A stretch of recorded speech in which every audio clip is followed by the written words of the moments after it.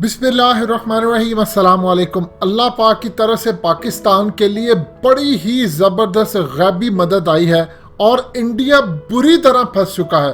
आगे कुआं पीछे खाई, एग्जैक्टली ये मिसाल सामने आई है। इंडिया WHO का चेयरपर्सन बनने जा रहा है।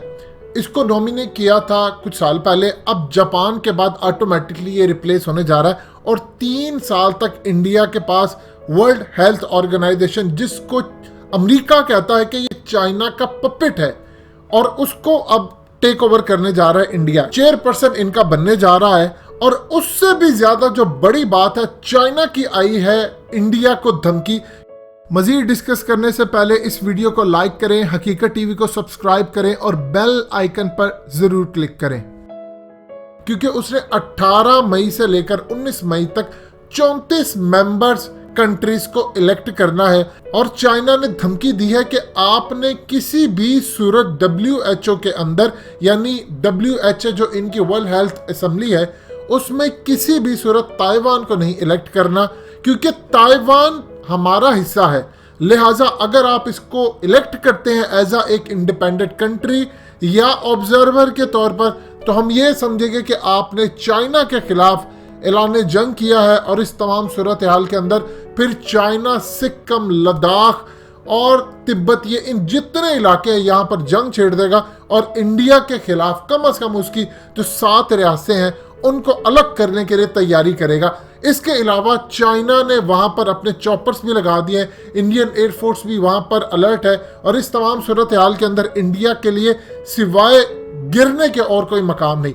दूसरी जानिब अमेरिका की जानिब से धमकी आई है कि इंडिया ने हर सूरत ताइवान को इलेक्ट करना है, और अगर वो नहीं करते तो इस तमाम सूरत हाल के अंदर इतने खतरनाक नताइज इंडिया को भुगतना पड़ेंगे कि अमेरिका का आप हाल ही के अंदर याद करें, जब ट्रंप ने कहा था कि इन्होंने वो एंटी मलेरिया वाली दवाई के बारे में कहा कि नहीं भेजनी अमेरिका के अंदर, जब इंडिया ने कहा, और ट्रंप ने रिपोर्टर्स के सामने धमकी दी कि हमेशा से इंडिया हमारा इस्तेमाल करता है और हमने हमेशा उनकी मदद की है, अगर ये काम नहीं करेंगे तो इंडिया को भयानक नताइज भुगतना पड़ेंगे।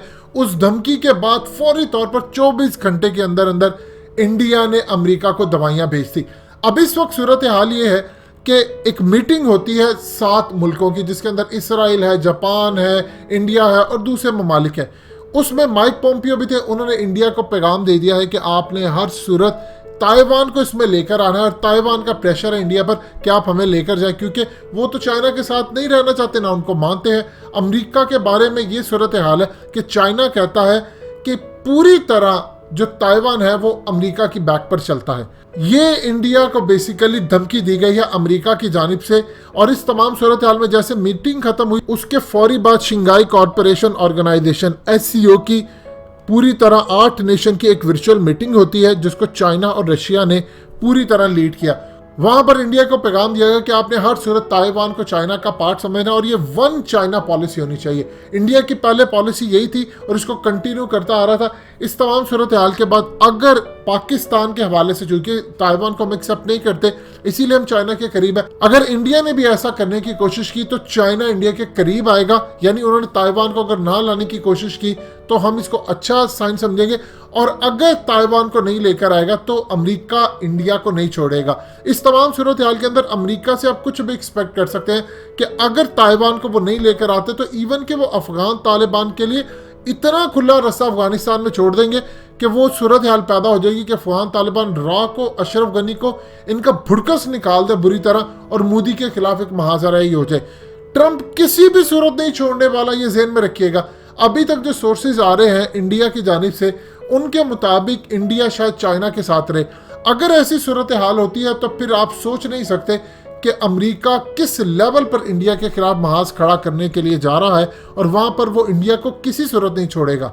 और यही पाकिस्तान के लिए गोल्डन अपॉर्चुनिटी है। अगर ये चाइना की बात मानते हैं तो अमेरिका इनको नहीं छोड़ेगा, और अगर ये अमेरिका की बात मानते हैं तो चाइना लद्दाख, सिक्किम और दूसरी जानिब से जंग छेड़ देगा, और वो पाकिस्तान को अगले लेवल पर लेकर जाएगा जहां पर हम इंडिया को बुरी तरह मार सके।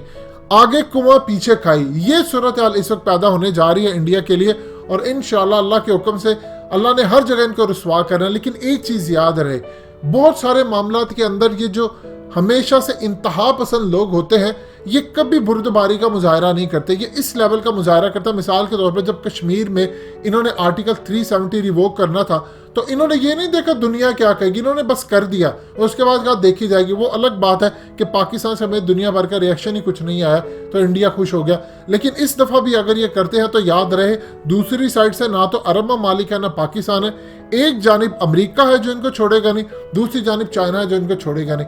अब सूरत हाल पैदा होती है कि 18-19 मई के बाद क्या होने जा रहा है। दोस्तों, हकीकत टीवी को सब्सक्राइब करना मत भूलिए, वीडियो को लाइक करें, शेयर करें और कमेंट सेक्शन में अपनी राय का इजहार जरूर करें।